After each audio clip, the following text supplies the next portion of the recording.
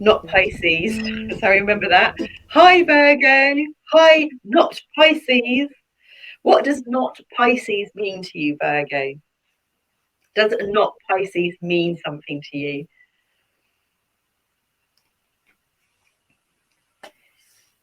Thank you for letting us embrace through your energetic lenses of perception and experience, so we can burst out free. Burst out free for adventure number 55, which brings you into your center of equilibrium, 0, through 10 karmic completion on the push and the pull, the Saturn and the Jupiter energies. Arrows we see here.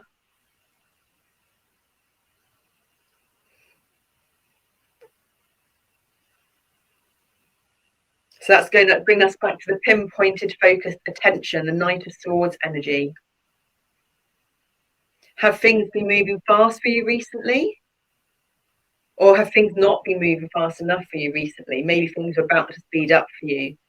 Are you living a lifestyle that's going to be able to handle life if it speeds up for you? How does that make you feel in the thought of that? Be aware that we've all got free will, free choice. And if life is about to speed up for you and it's too much, then you're in control and management and can slow it down and speak to whatever spirit, God, your power animals, your dream time, whatever it is that speaks to you as that support network. You have choice of what you can handle and not handle.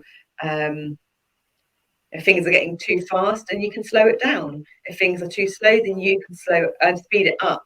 Free will, willpower, determination, and again, who we hang around with, what we eat, how we move, just the things and people that we choose to frequent are also things and the energies that we kind of absorb and become. We have to learn how to pronounce this one. Ayet Besben. Tension creaks and arches the ancient Yalbo, suppresses rayless tortures endured for aeons. The arrow shelf only holds so long. Even when the serving point is pulled tight and knuckled back, fastened hearts demand the liberation. The taut bowstring knows this faux obsessive pairing will eventually break free from its narcissist fist. At some point, it will burst out and flee the archer's control. Fletchers gift arrows feathers to sail safely away, flying alone to target a new home. So to make an arrow move, we need to contract and pull it back in the opposite direction before it has projected momentum forwards in the direction it wants to go. How our hand-eye coordination and intelligence is depends where that arrow is going to go and whether that arrow is going to hit the target where we've aimed it for. And that comes from practice and experience. It's talking about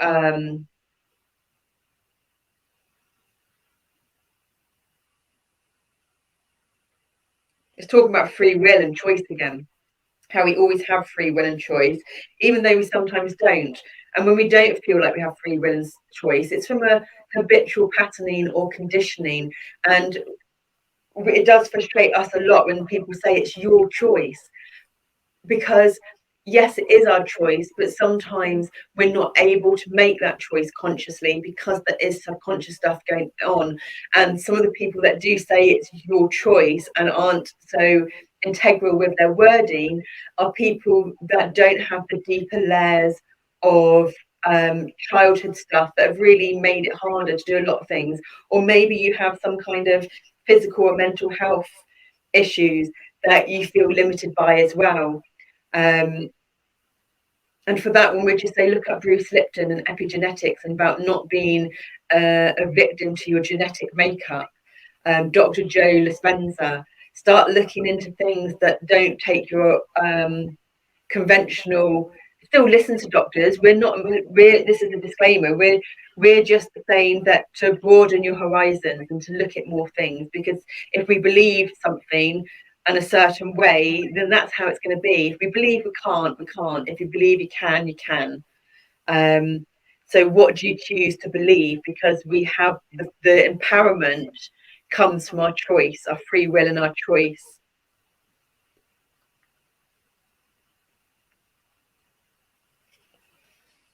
And if we don't choose sometimes something that isn't our best interest, and we kind of know it is, then that's when we start getting a tower moment happen. And it's more of a forced tower moment than a gentle flowing tower moment.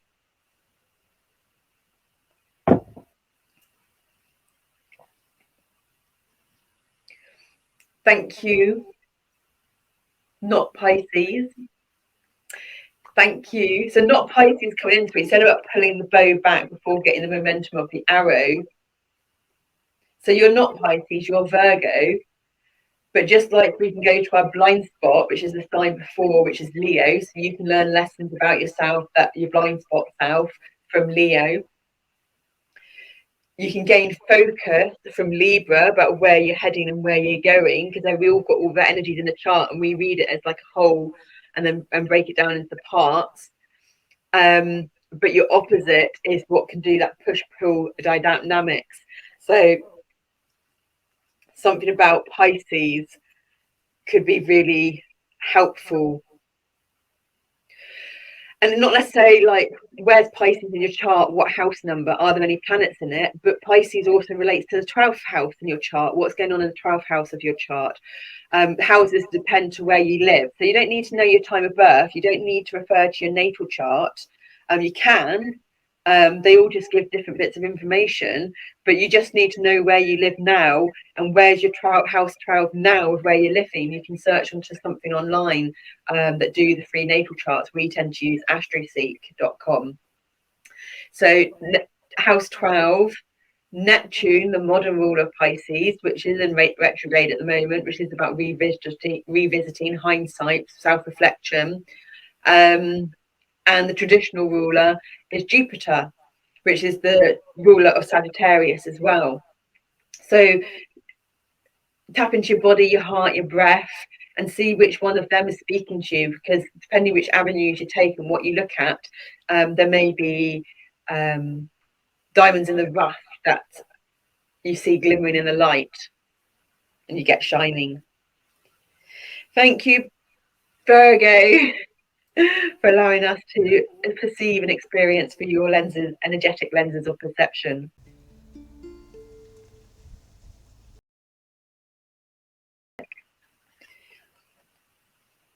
Oh, we can't remember which this one came up with, but it was beautiful.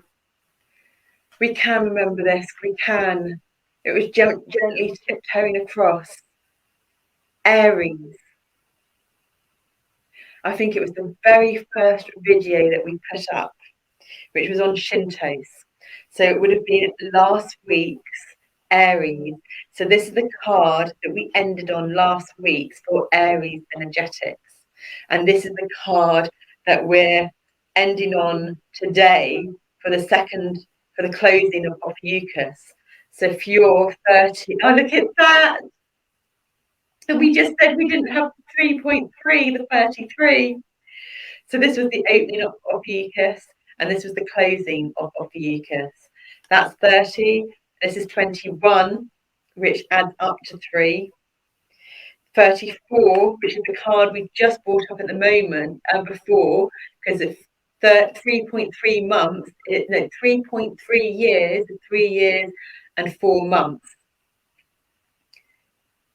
And 21, why we brought this up then was not because of that. We brought this up then because 21/34 is the golden ratio that we just mentioned before. And the golden ratio to us is the center, the golden rate is the center of that spiral vortex pattern of the Fibonacci sequence, it brings you to that center, the ratios on top of each other.